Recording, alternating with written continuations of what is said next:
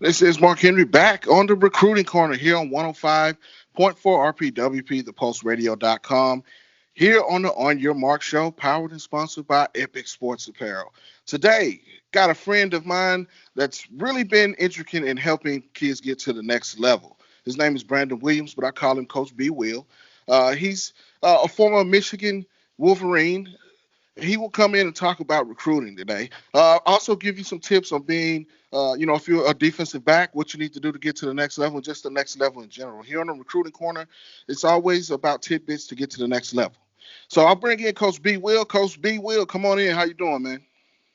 I'm good, man. How you doing? Thanks for having me.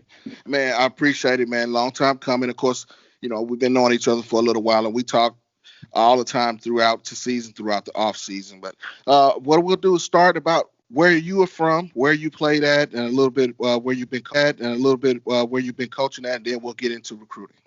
All right, cool. Well, I'm originally from Omaha, Nebraska. A lot of people don't even know I wasn't born in Texas. So I'm from Omaha, Nebraska, and like you said, I went and played at the University of Michigan out of high school. I went to Omaha Central High School. They got a long history of running backs and players going on to college and the next level after that. But from there, I went to the University of Michigan and played 4 years there.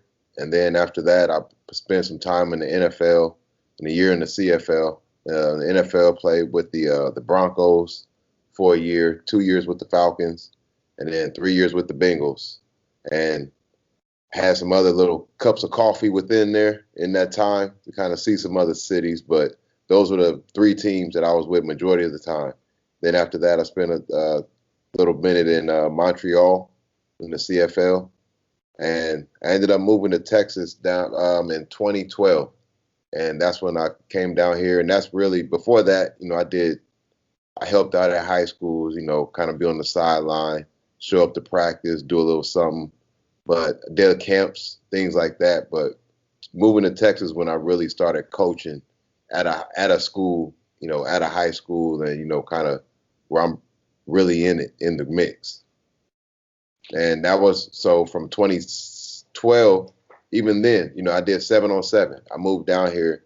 And that's pretty much what I wanted to do when I got down here. I wanted to move down here and get the 7-on-7 thing going because I knew this was going to be a good market for it. So I did the 7-on-7 thing for, honestly, I've been here 7 years. I've done, had my hand in 7-on-7 for 6 of those years. And from there, a buddy asked me in 2017 or 16, he was coaching at Green Hill and they had a DB spot open. And me and him played together, Aaron Hunt. And, me and him played together in Denver. So, he's a good friend of mine. And, it would just be good for us to, hang out, have a year together. Just, we have a reason to see each other, and of course, collect that stipend. That's always good to have, to get paid for your time. But after that, I did that for a year. And from that point on, the next year ended up at All Saints, and which was a perfect fit. My son was at school there already. So then I was able to come over here and watch him play and then, work with these athletes over here. And so that's been the last 3 years. And, in the off season, I stay busy. I train, I'm always working. I do speed and agility, which is one thing that I do different. I do a lot of speed and agility work, and the conditioning and things like that on top of field work. I do DB work. Like I work with O linemen. We do stuff. Like I tell them, if you an O lineman and I'm an O lineman, and Nick Saban's coming to talk to both of us, we both Madden rating 88, and Nick Saban comes to talk to you, and you tell him, well, I do off-season work with a bunch of DBs, and he comes and talks to me, and well, I just do my off-season work. With a bunch of linemen. He's going to want the one that's working out there flying with the Jets. So, we have all position groups come out. We do work on, really, whatever the kids need. One thing that got me into this is I look at the gaps I had in my career. the things that I didn't have, or the stuff that I didn't have anyone to ask questions to. So I try and, so from the outside eye, it may look like, man, that's all over the place. You could do this, do that, do that. But these are all things, like you said earlier, these are all things that, on the path, on the long road, on the marathon, you're going to need one of the, you'll need this along the way. So I just try and keep, that's why what I feel keeps me fresh in the recruiting thing. I mean, not in the recruiting thing, but in the coaching thing is I'm always thinking about stuff. Man, I remember my junior year, man, I should have redshirted because I had a messed up shoulder or I had a messed up knee. I should have did this if I was thinking, or, took things like that, just to give kids different perspective on things. So that's kind of, I guess we just finished, at All Saints, we just finished a really good, it wasn't the finish we wanted, but we had a good run. We got to the state semifinals and, now, getting ready for next year, getting ready for that part. Hopefully we have a, more regular off season and everything building up to it. But, one thing about coaching and, even as a player, you know how it is. I mean, ain't no excuses. If everybody dealt the same, if everybody's messed up in the exact same way, then stuff's even. You know what I mean? So you just got to make it work from wherever you get to start from.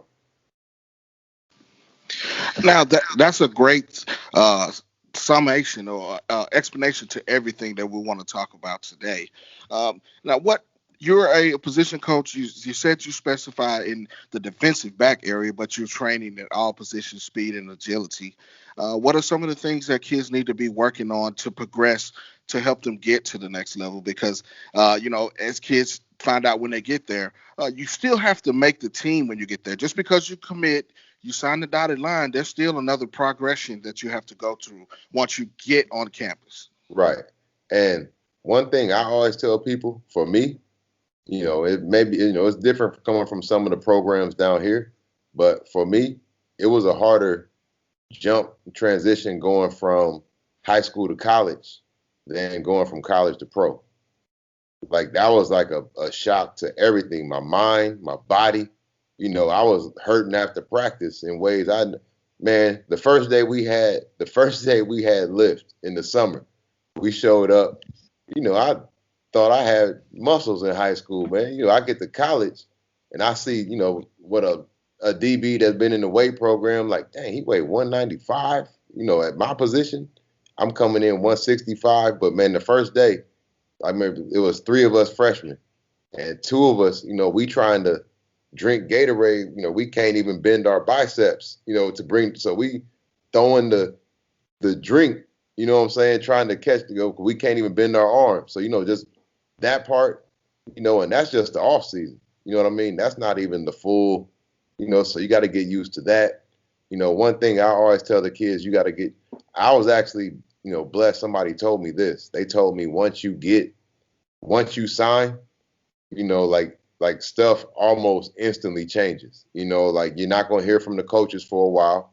Now let me say this first. This was a different time. Folks wasn't leaving early. It wasn't too many people enrolling in January. Like that was like Maurice Claret was probably the first one where you really heard of somebody enrolling in January and, coming in as a player doing that.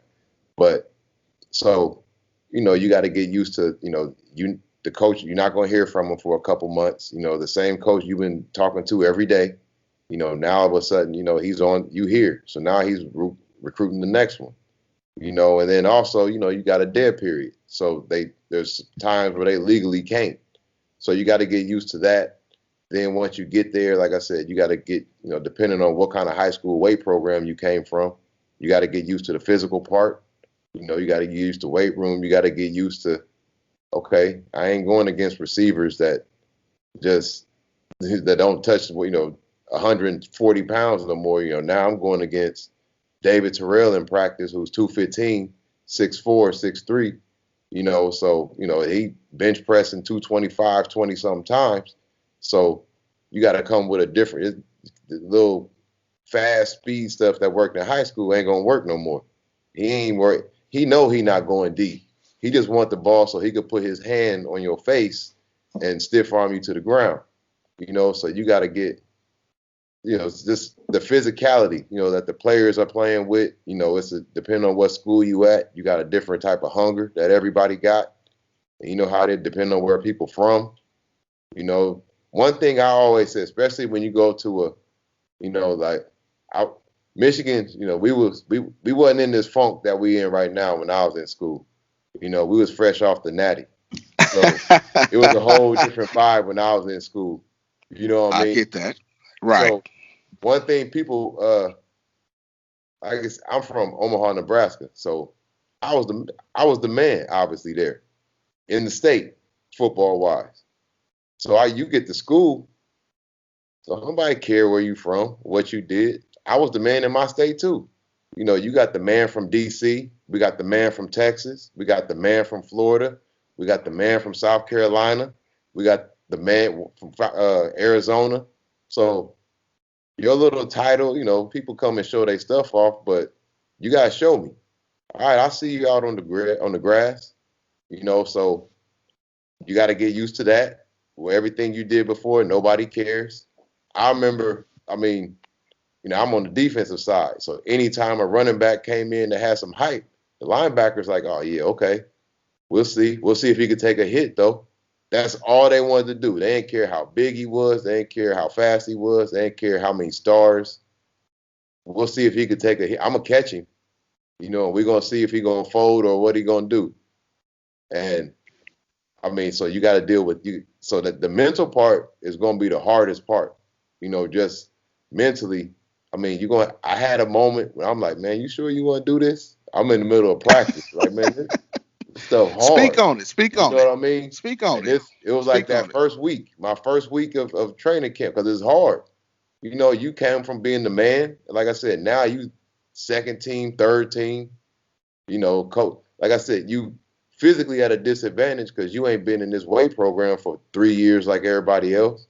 So you got that. Right. Everything's your first time ever seeing it. So that's different.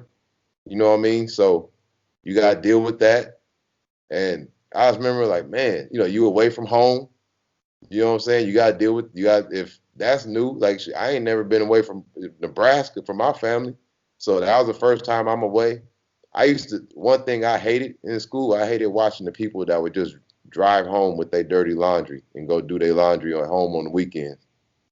I used to be like, man, y'all don't even realize how good you got it. Like, I got to sit here. You just everything, every little perk they get by being able to do that, the food you eating, the couch you sitting on, the bed, all those little perks, all that little stuff add up. You sleep, I'm sleeping in this dorm bed, 2 people in the dorm, like a small confined room, so you sitting here frustrated, like, man, you ain't got no space. You want to be in the room mad by yourself and your roommate's sitting there listening to music. You like, man, get out of here, go somewhere. But so you got all kinds of stuff. Like you don't even have time to yourself to go through that stuff. So it's a lot of stuff mentally that you got to deal with. Right. And then, like I said, by the time you get to the league, shoot, you already know how, how to deal with it. And the ones that don't are the ones that, play a half a year, play a year and a half in the league, and then they done. Well, that's definitely things that kids need to know about. It's not just about what they see on TV or what they read about. There are things that go along behind the scenes that you just don't know about. The finished product is what you see on television every week or what you see in the NFL every week. There's a lot of work that goes into it behind the scenes that people don't know about. Now, in your opinion, when it comes to recruiting, what are the things that they need to do to make themselves attractive to a college coach? Obviously, exposure. Especially right now when they can't see you. So you want to let them see everything that you could do. During the whole COVID shutdown, I was doing a lot of kind of Zoom calls. I had some buddies that coaching and stuff, so they kind of connected me where we doing like group Zoom calls with different staffs. So every week there's a position coach from, we have Michigan State. I know that's a rival, but when it comes to knowledge, you get it from wherever it comes from. You know what I mean? Right. So, and their staff was actually one of the better ones. Like they gave a lot of really good info, really good drills. You know what I mean? They answered your questions. They responded. You know, if you reached out afterwards, so they were really good with that. But you know, Penn State, you know, their staff did some stuff. Rutgers, you know, a lot of the Big Ten. Then some of the, you know, Fresno State, you know, they did some stuff. You know, so just doing those things and asking coaches questions. And one thing, the Michigan State head coach, you know, that he was on these meetings. One thing he said was, if you just send me a video right now of a kid doing squat jumps, I can tell how flexible his ankles are, his hips, you know, so I could get a lot from that.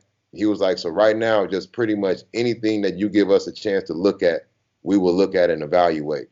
If it comes, you know, as long as, you know, and especially, you know, if you got some film, some game footage to back it up. But it was like, you know, right now we know everybody doesn't have game footage. So whatever you got, you know, so that's one thing. You want to stay sharp. You want to stay current.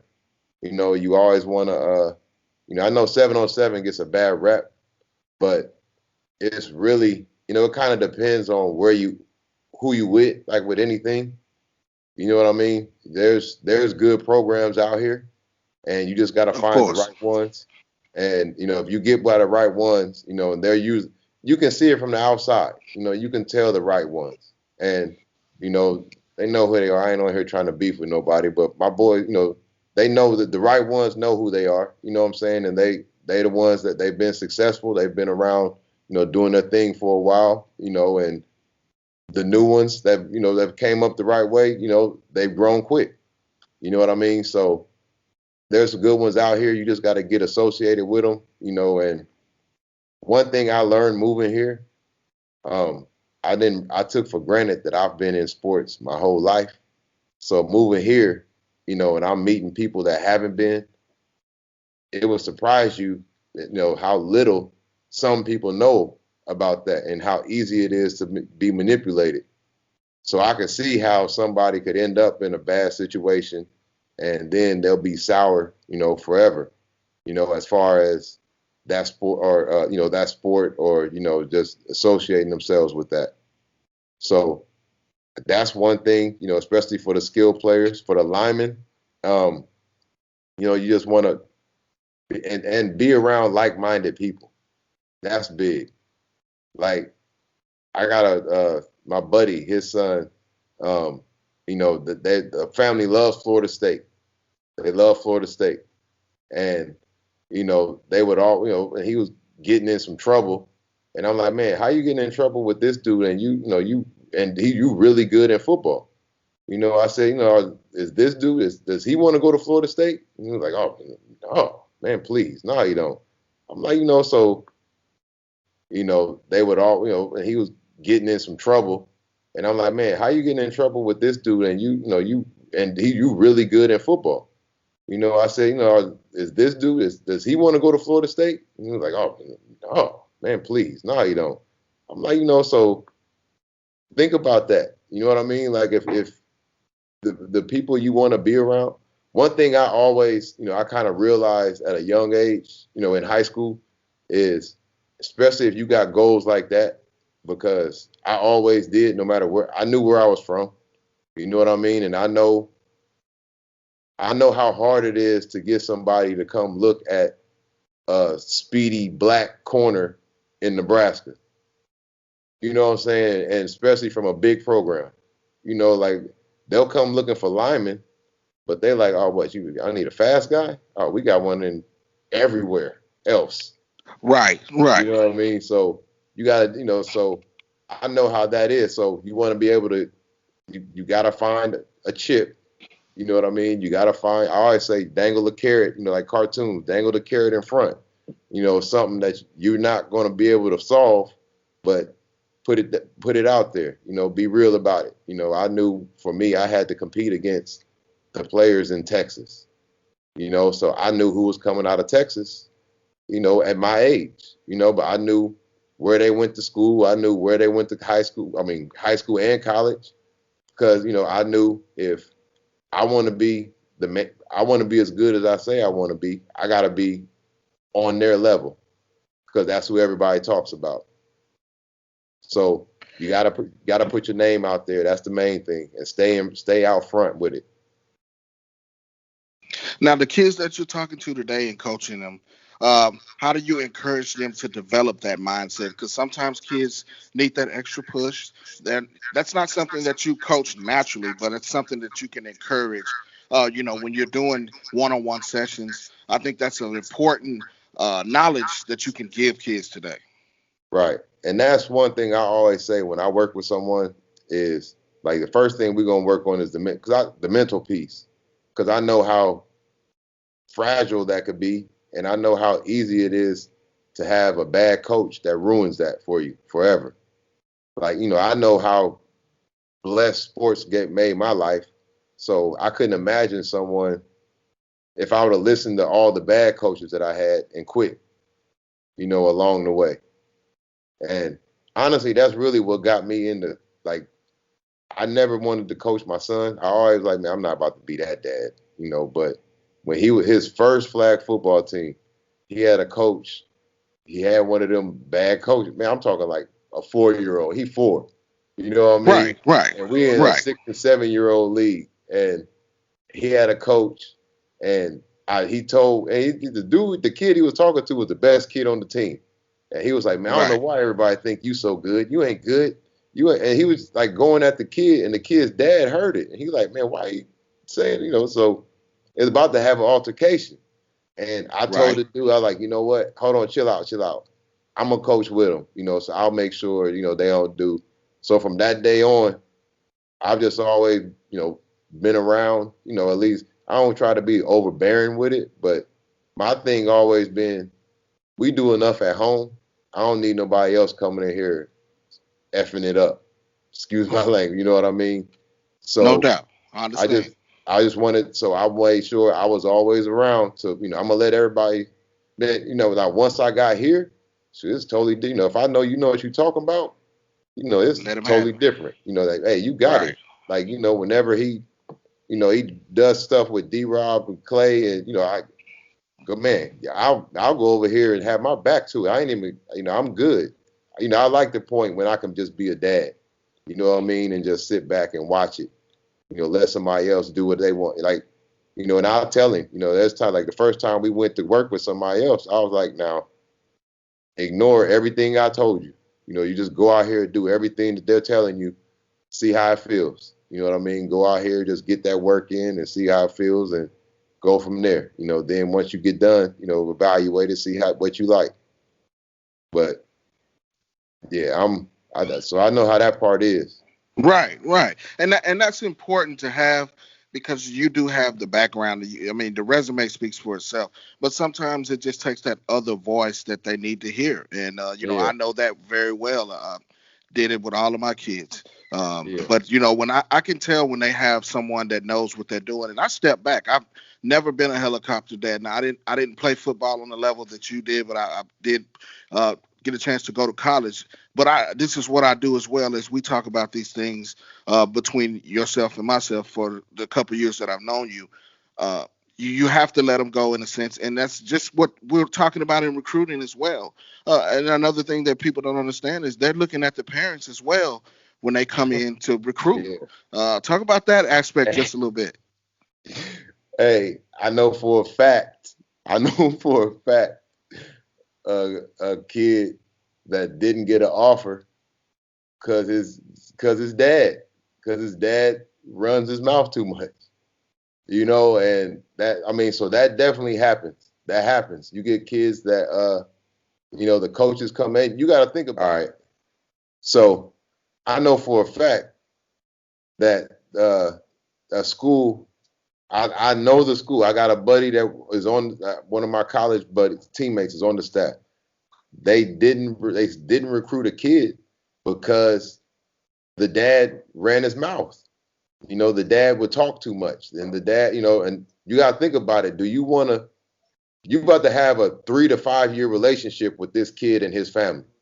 So do you want a dad that is basically is annoying?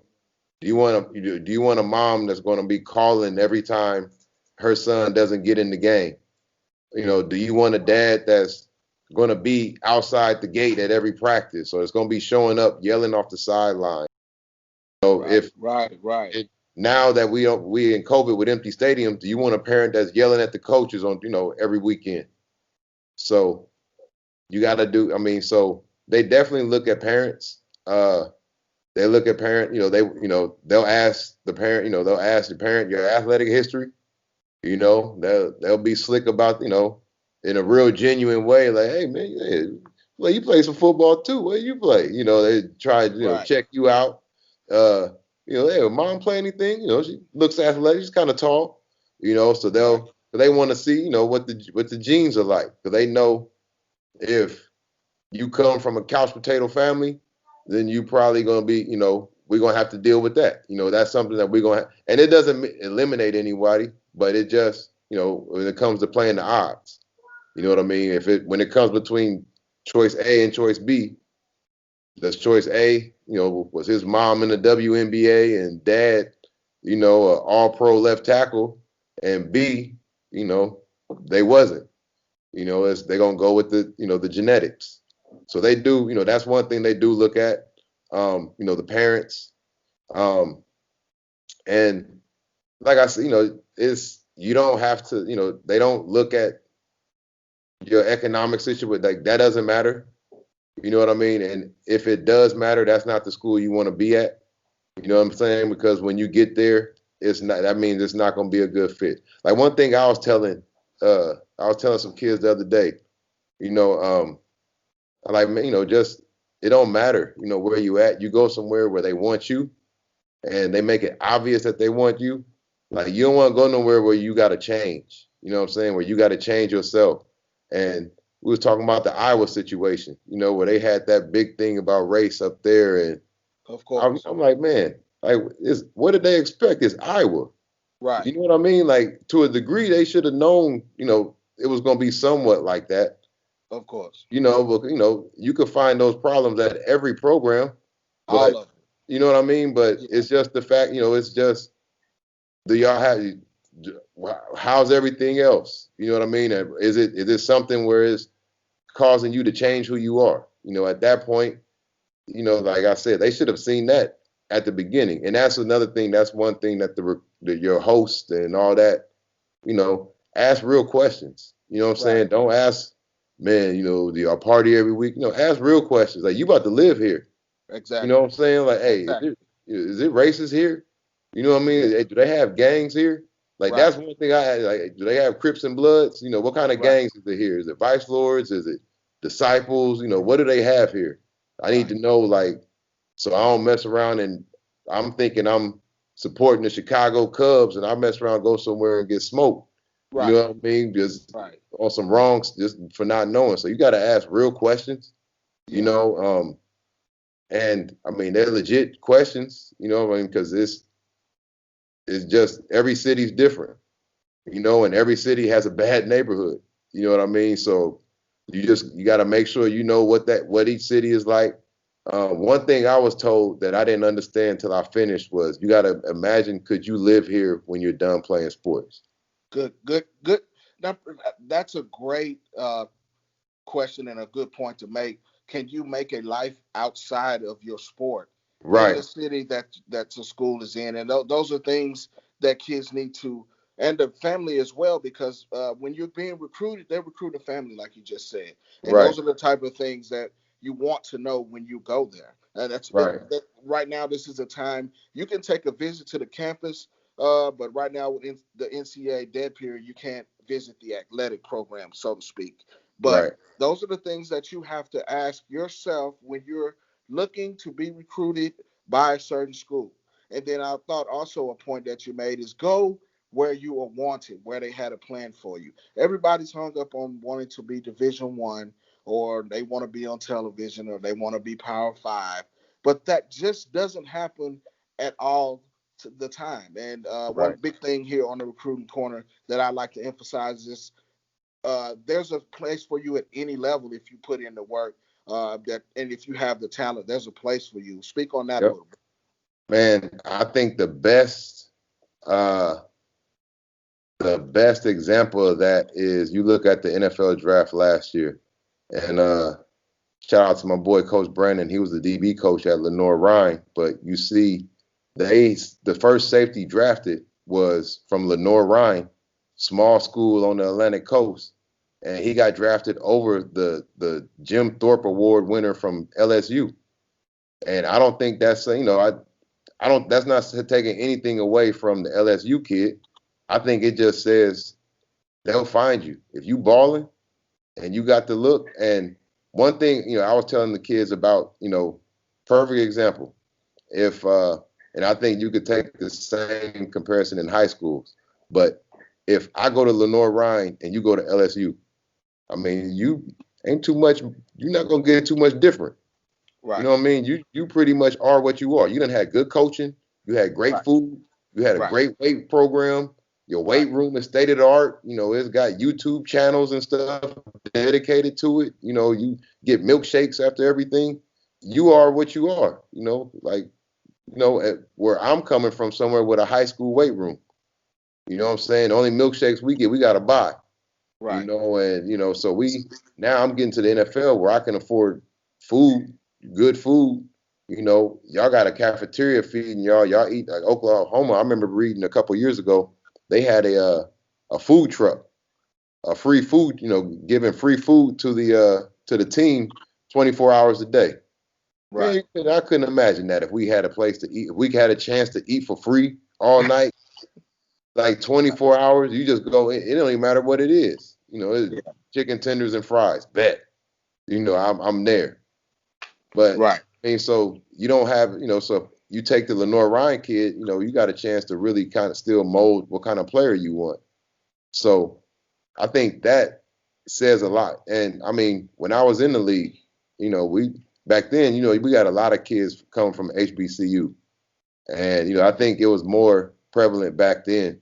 And them dudes used to be some of the best athletes you'll ever meet. Like, them was the first dudes that you see jumping out the swimming pool onto the side, back flipping over cars and stuff. Like, so they was coming in and they would tell you, like, we ain't necessarily had a coaching, coming in like, hey man, hey, Frankie B, cover two? Nope, I know man. He was like, nope, let me cover him. I got him. Right. You know what I mean? And then, but still then, now you take somebody that only knows man to man.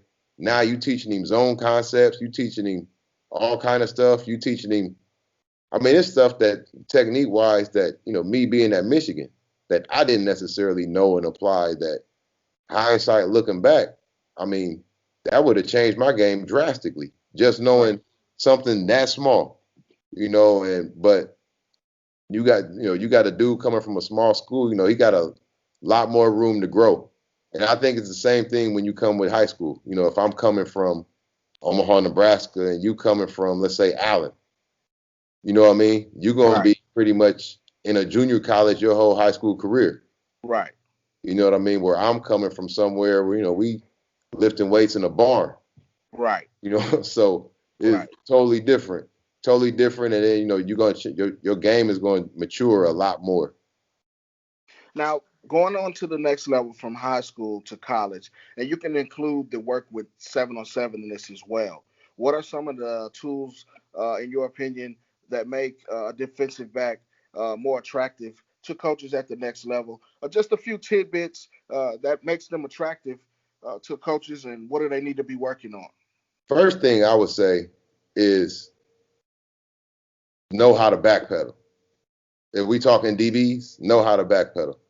Now, I've seen the Nick Saban video from 1982 or whatever year that was. I've seen that. Okay, well, he doesn't like back. Okay, it's, a lot of coaches don't like shotgun, but you got to do shotgun because of the way the game is. So it's prevalent in the game right now. You have to know that. You have to. You have to. And I've never been a fan of that, the butt to the sideline thing. Okay. And let me tell you why. Because, first of all, most people won't have an explanation. Like, where'd you learn that from? oh well, this dude, where'd he learn it? Did he do that? Like no one will be able to say yes, they did that, or they learned it from someone who did it, because Champ Bailey used to do that because he's Champ Bailey. Right. You know what I mean? He didn't do that because he had lesser skill and he needed to do this to be able to cover this play. No, Well, Champ Champ Bailey, Bailey, he wakes up out of bed like that. he will tell you that. Right. You know what I mean? Like I learned stuff secondhand off of, like where I'm talking to somebody who was a teammate. He came to Denver after I left. So I'm talking to somebody who was a teammate with him after, like, hey, so what'd he say about this? You know what I mean? We just talking about a conversation they had. You know what I mean? I'm listening to that, taking notes. Right. You know what I mean? But he did that because he knows he's faster than everybody. That's what he's going to say. Right. Like, whether he is or not, that's his mentality. That's Randy Moss though. I'm faster than him. Man, that's this person. So he feels like that. Shoot, Champ's like 6'2", so he's not little.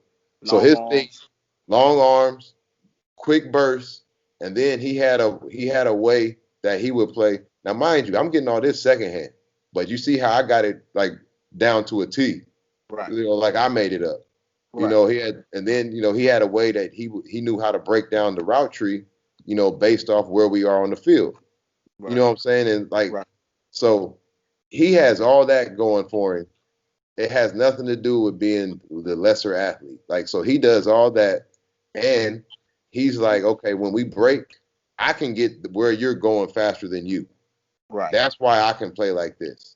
Right. So all that to say, know how to backpedal. Okay. You know what I mean? No, play with leverage. You know what I'm saying? When I say leverage, I mean, inside, outside, but more importantly, play low. Right. Quit standing up, backpedaling. That you have no idea how much that irks me. I got kids I work with. Them and their parents will send me a pick six, or it won't be a pick six. It won't, because it's always going to leave something on the table. They'll show me a great pass breakup, like to win the game type stuff, and I'm like, man, that should be a pick if he's low. Like, look how tall he's standing. He's sitting there like. He look. I don't care if he's tired. You should be. Let me tell this story. So when I went to Michigan camp in high school, like I said, we was coming off the Natty. So the first thing they had us do, first day one, drill one, everybody get in your DB, your press man stance, hold it for 2 minutes. I want to see who could hold it for 2 minutes, and everybody had to sit there in their press man stance with their hands, legs bent, you know what I'm saying? If you got your hands up, but they want to see if the quarterback gets up there and holds us at the line, can you stay in your stance, or are you going to fold, stand up, and get beat? So that was my introduction to college, sports, at least the Big Ten, and so that's one thing. Play with leverage, play low, and don't play to the speed of your competition. One thing that always bothered me is, man, Coach Hayden, I'm this age, and they got me on JV and blah blah blah, and I'm like, all right, well, how many yards, how many tackles you have? Right. 4. You sound like you right where you need to be, brother. You know what I mean? Like you if you ain't supposed to be there, you need to be having 15 tackles, 4 fumble calls, interceptions, kick return, all that. You need to just be living in their backfield. If you out here gutting out 3 assisted tackles, shoot, you right where you need to be. Right. So if that's ever the case, if you better than this, prove that. Which is the same thing when you go, if you go to a smaller school, prove that. You come out here and give that Air McNair career, where you throwing for 10,000 career yards and 4,000 receiving yards in 2 years type stuff. Show us that you better than this. Then, you'll get where you need to be. They'll see you. Now, before we get out of here, again, this is Mark Henry on the On Your Mark show. 105.4 RPWP, thepulseradio.com. In the recruiting corner with Coach Brandon Williams. Talk about the academic side of things. You have to have the test scores and GPAs and the core classes before they'll even consider you. You make a jump out of the gym, you may throw for 4,000 yards and 30 touchdowns, but if you got like a 2.5 or below, your test scores aren't where they need to be academically to get into these institutions. Where do you emphasize that in a kid's life, in a parent's life, when you're talking to them to assist them in getting recruited? I mean, the easiest thing is, I mean, you could look at all the stories of the great athletes that didn't, make it because of that. And, one thing I would always tell people is, like, we all know that's part of the game. You know what I mean? You hear about people that get to skate through. That's honestly few and far between. Where the ones that get to just skate through being, just not knowing nothing, not doing nothing. They usually get caught out, found out before the NFL. You know what I mean? And then they end up, in a bad situation. So I always said the earlier you could do it and get on top of that, the better. The thing that frustrates me and even frustrated me, when I look back at when I was in school, you don't realize like how much the teacher wants to pass you. Every now and then you'll have one that wants to prove that I'm not an easy class, so you're going to have to work for this grade, but for the most part, the teacher she don't want to be that, or he don't want to be that one, you know what I mean? So for the most part, what they want to do is give you a good grade, so if you just look like you want to learn, put forth effort, and make sure, don't be a distraction. Don't stick out. Like those, if you just want to do the bare minimum, like if you do that, you're going to pass. You know what I mean? So like, it's almost to the point where for you to be failing everything, you almost got to be trying. Like, you're doing negative work. It's like, so it's just those three easy things. You just, like most teachers, like I always tell kids, ask questions.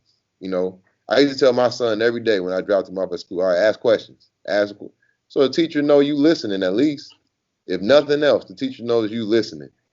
Like you asked a question about something I said 10 minutes ago. Like, all right, it may not be a good question, but all right, he's at least listening. He heard what I said. Not like this rockhead over here who's, over here playing in their phone. So just look attentive, kind of contribute. And again, I'm speaking bare minimum to pass. I mean, God forbid you try. You know what I mean? Like you start doing that, then and I always used to tell my son, you have no idea how easy it is. Well, I would tell everybody, like the only thing better than an All-American is an academic All-American and a regular All-American, because you don't get that too often. Right, so when you get that, and it's now, I had semesters where I wasn't, I had semesters on academic issues, probation, but I had semesters where I was on the dean's list. I was like, man, that was so easy. I can't believe y'all giving me this little y'all giving me all these gifts for that. Like, I get this award and all this for that semester. But if you just focus and try, you're going to do better, because most of them, the other ones ain't. So if you just put forth that effort, that's going to carry you a long way in that. Well, that's definitely what we're trying to send a message to, and I think it's great that you continue to drive that home with your kids that you're training, and then that you're training more than just defensive backs. Kudos to you for training linemen and anybody that really wants to come get it. I mean, you've been doing this for a while. This is not something that you just started like yesterday. You've been training more than just DBs, but that's just your specialty in the position you coach in high school right now. Now, this is the part of the show, Coach BWill, where we like to let you give some shout outs. Also, give your social media contacts where people can reach out to you if they want to get some training to come out and learn from Coach BWill. All right. Well, let's see. So Twitter is at BWill Skills 12. And so that's where I'm at on Twitter. Instagram is BWill21 times, BWill21X. And then, Facebook, you ain't gonna find. It's gonna be hard to find me on that. It's Brandon Williams. It's gonna be hard to find that name on there. It's a lot of Brandon Williams out there. Yeah, it's a lot of them. Only a few of us made that name special. Yes, sir. But we got and shout out, man. I got my boys over here. I'm gonna shout out my son. He got his like I said, we lost that last game, but right. He had a really good game, especially for a sophomore ending off his season. Right. One thing I always told him is, you watch college football and NFL, the dudes that come in with all the hype, they ball in the rivalry games and the bowl game or the playoffs. Or the playoffs, yeah. Yep. Exactly. So he did, he killed two birds in one stone. So right now, with him, he's got a lot, he's putting a lot on himself, getting ready for the next year. But for me, coaching him, that was like a proud moment. You know what I mean? I got to see it. We was in Globe Life. You know what I'm saying? You see his jersey on the big stadium, on the big, 2 years ago, we was watching the Rangers in there. You know what I mean? Like I said, us not being from here, that's a cool thing. Right. And got my younger one, he's up here watching too. But Braden, that's gonna be the speedster. Give him about 5 years. That's my 7-year-old. He's gonna be the speedster, the speed demon out here. Well, it's definitely, again, just as a short tidbit, you do coach at one of the top TAPS programs in Texas. TAPS is the private school section here in Texas. On the Division I level, what he's speaking of, they got knocked out in the semifinals to their rival, which they played twice, Nolan Catholic, which is one of the better teams. And the state championship was played yesterday between them and Nolan Catholic and Parish Episcopal, which was a second time they came together. But he's coaching at one of the top programs in the state of Texas. They put out a lot of Division I talent every year, which they are putting out this year with Hamp Fay going to Michigan State. You got the Brockemeyer brothers. You got the young running back that you guys had that's going to Marc. SMU. Yep. So you've been around a lots of talent, and shout out to you guys and congratulations on a great season over there at All Saints.